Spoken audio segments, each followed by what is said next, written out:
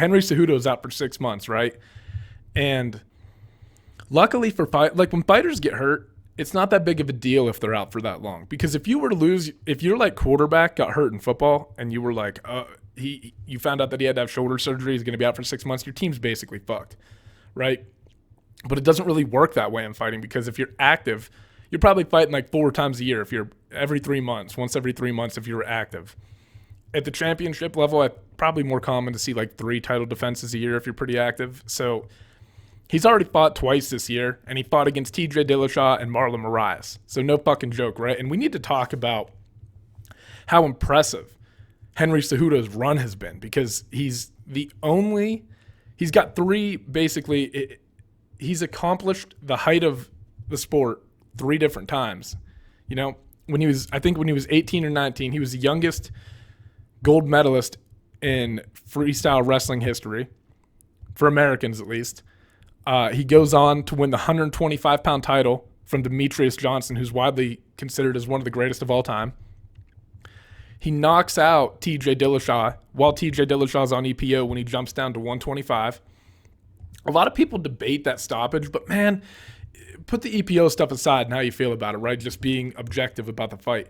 When Henry landed that shot and hurt TJ was starting to recover, right? Or not starting to recover, but he was like still there. But after Henry just put it on him, man, I mean, he swarmed him. And in that entire sequence, I don't think that he missed a shot. And you know, I think a lot of people think about fights like the guy has to be out fucking cold, not responding in order for them to, you know, stop the fight. And that doesn't make sense to me, because if you're a ref, right, you're watching this stuff up close every day, and you have a better idea.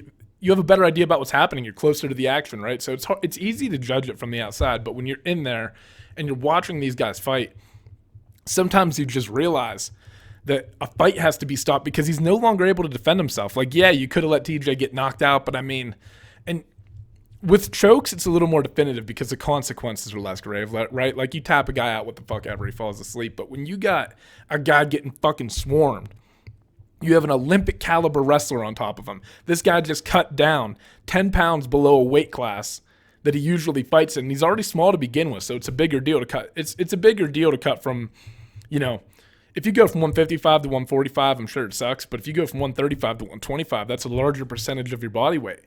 You got to take all these things into consideration. And in my opinion, Henry had TJ in a position that he was not going to get out of. And he wasn't missing with the strikes. And TJ was fucking hurt. I mean, sometimes fights have to be stopped when you can no longer defend yourself, right? When you can no longer intelligently defend yourself, that's when you call it, right? And I thought that TJ had chances, but Henry just didn't give him any opportunity to get back up. And then he fights Marlon Moraes, who was beating him up in the first round. He's dangerous, man. Look at the guys he's knocked out. Jimmy Rivera, Aljamain Sterling. I mean, he's no fucking joke. Goes out and taps out Rafael Sunsao right in the rematch. And that was his UFC debut against Rafael Sunsao. Sunsao is no fucking joke. So to go out and get a finish over him in a rematch when you lost, I think, a split decision to him the first time. I mean, Marlon Moraes is a killer. And Henry was able to just weather the storm, put it on him, and steal the 135-pound title. And now he's a gold medalist in wrestling. He's won the 125-pound title, and he's won the 135-pound title. I mean, he's got an argument for the greatest combat sports athlete ever. He's got, I mean, him and Daniel Cormier, right? And Daniel Cormier has some, see, the problem with Cormier is that he lost to John Jones not once but twice. You know, and Henry lost to Demetrius but came back and avenged the loss. So I don't know, man. It's tough. I have debates in my head about who I think the greatest is all the time, and you can drive yourself crazy trying to think about everything, right? Because if I think about who the best fighter, it's John Jones, hands down. He's never lost. He's fought some of the best competition, but as far as accolades and accomplishments and representing the sport, Cejudo and DC are up there, man.